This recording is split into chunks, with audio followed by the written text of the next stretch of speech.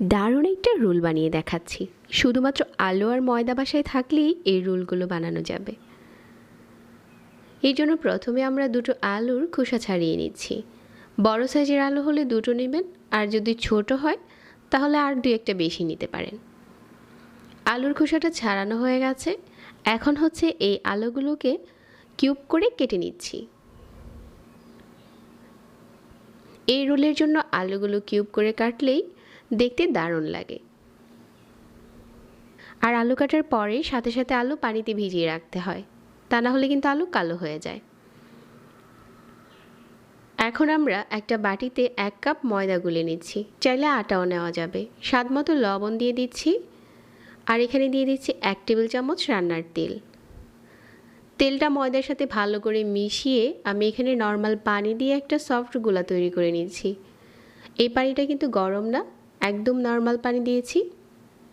আর ঢাকনা দিয়ে ঢেকে রেখে দিয়ে আলুর পুরটা রান্না করে নিচ্ছি। চুলায় প্যান বসিয়ে 2 টেবিল চামচ তেল দিয়ে দিলাম।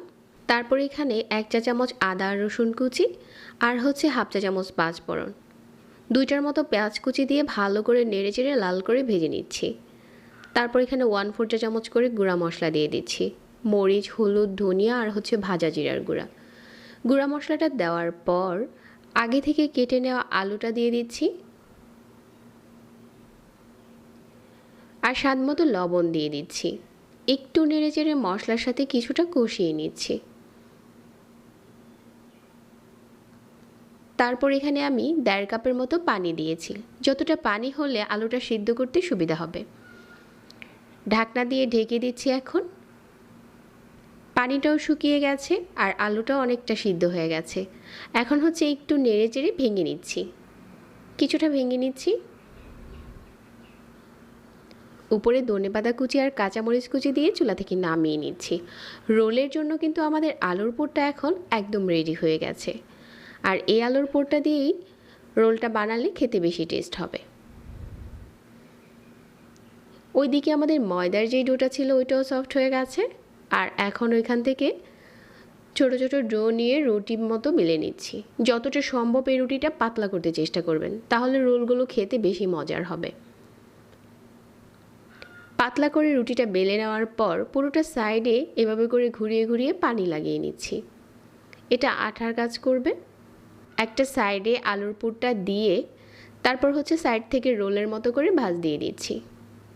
আবার উপরের সাইডটাতেও পানি লাগিয়ে নিতে হবে, যাতে করে আটাটা খুলে না যায়। এভাবে করে রোলগুলো মুড়িয়ে নিয়েছি। আর সবগুলো রোল যখন বানানো হয়ে গেছে, এই পর্যায়ে আপনারা চাইলে কিন্তু ডিপ ফ্রিজে সংরক্ষণ করতে পারবেন। আজকের রোলগুলো ফ্রাই করে দেখাচ্ছি। মিডিয়াম আঁচে তেল গরম করে সবগুলো রোল দিয়ে দিলাম, আর এপাশ ওপাশ করে লাল করে ভেজে নিচ্ছি।